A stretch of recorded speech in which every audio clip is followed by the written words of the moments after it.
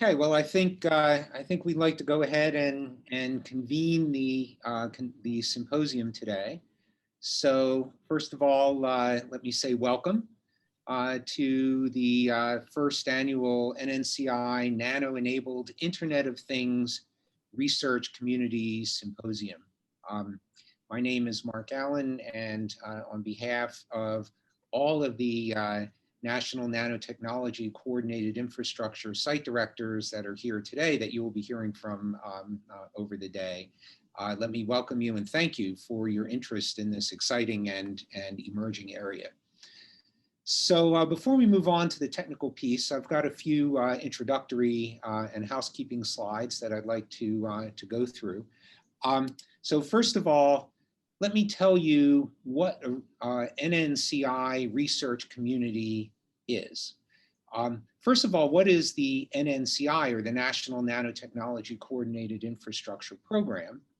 This is a program sponsored by the National Science Foundation to support 16 nanotechnology sites across the nation, geographically distributed, to allow people who may not have access to nanotechnology fabrication and characterization equipment and expertise to come in, learn how to use these facilities and use them to do their research.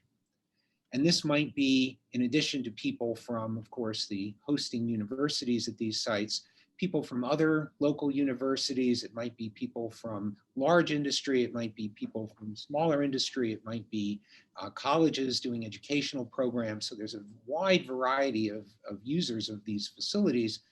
But the point is that we are trying to make these facilities available to the broader researchers so that they can pursue what they need to get done in the nanotechnology space.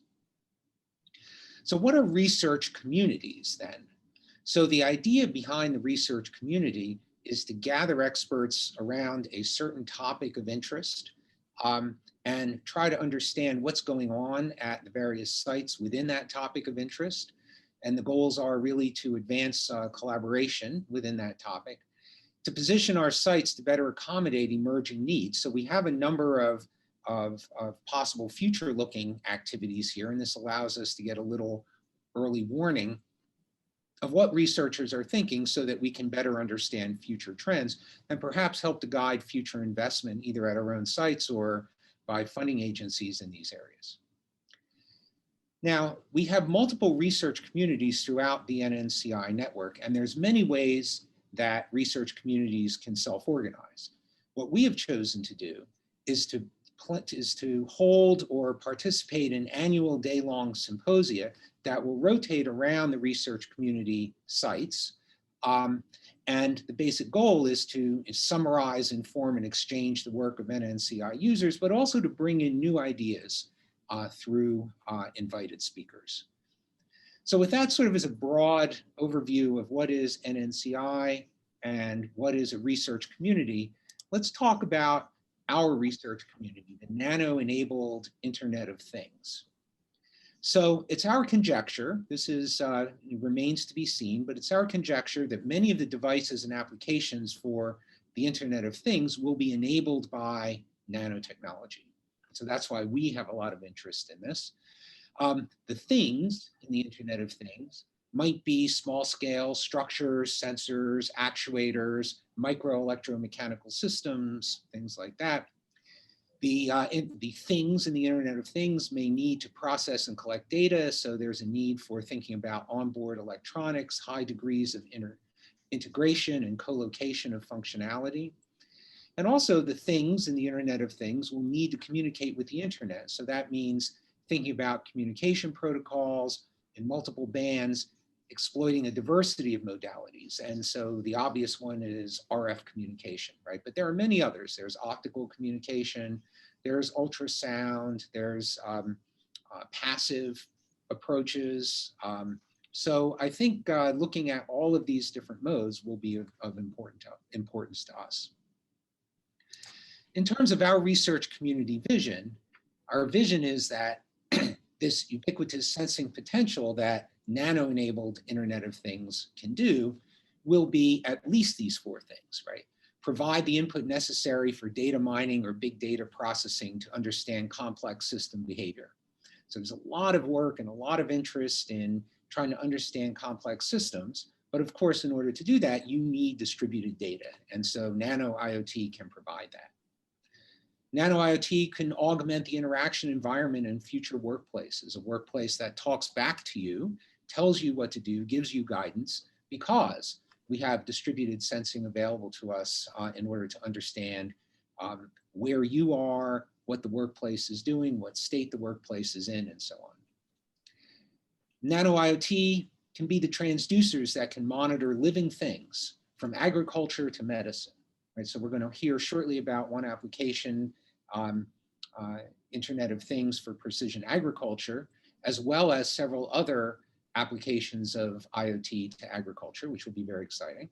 And we can also think about applying the same thing to our bodies, from wearables to implants, and gathering information that way. And then finally, we see this as a research area that can really catalyze within nanotechnology the convergence of researchers from many intellectual backgrounds because of its breadth. We think also that this area is well aligned with NSF's big ideas, such as the future of work, growing convergence research, understanding the rules of life, and harnessing the data revolution. So I think this is going to be one of the most exciting research areas, or research communities, excuse me, within the NNCI. And I'm really looking forward to seeing some of this work that's going on at the other sites, learning from you, and hopefully being able to tell you a little bit about what we're doing, and also getting some outside perspectives that might be able to stimulate some thought in this area. So with that, let me introduce the program. We are going to have 4 speakers from outside the NNCI. The first will be Professor Sherry Kagan, who's director of the Internet of Things for Agriculture NSF Engineering Research Center. Caden Stanzione, CEO of Logistic Works. Impact of autonomy on transformative transportation and logistics. Another area where we need to know where everything is all the time. Obviously a great research area for, or great application area for IoT or Nano IoT. Michael Santiago from Floripulse, getting some interesting possibilities of putting Nano IoT within or immediately adjacent to living things to help us with precision agriculture. And then Richard O'Brien, president of Sempercon, enabling the Internet of Things infrastructure. So I think this will be really exciting.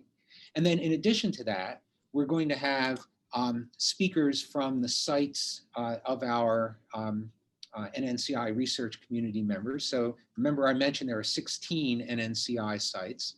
So these 5, including myself, will be talking a little bit about some of the different work that users are doing, selected highlights, within this Nano IoT space, so we can learn about the breadth of this new area.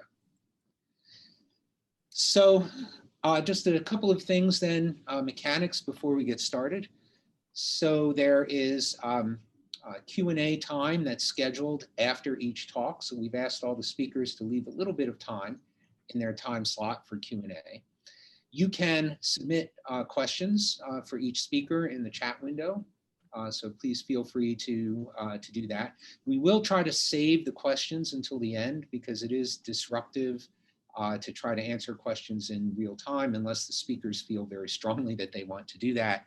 We'll let the speakers get through their presentations and then we'll take answers or questions from the chat. We'll have people here at Penn organize this and sort of MC the questions so that we can try to keep things more or less orderly. And then if there's time or if there are no questions or we've answered all the questions in the chat, you can also raise your hand and say, yes, you know, I have an additional question, and then Pat will coordinate those questions. And in terms of the schedule, so we're going to start off with a talk by Professor Kagan on the Internet of Things for Precision Agriculture at 9:45, and then we will go through all of our invited, or 3 of our invited speakers. We'll have a short break, and then we will go through our fourth invited speaker's talk, two of the presentations from two of the sites. We'll take a lunch break, and then we'll reconvene for the last three sites to see what's going on at those sites, and then we'll go through some concluding remarks about what we've learned and next steps and what our research community might do going forward.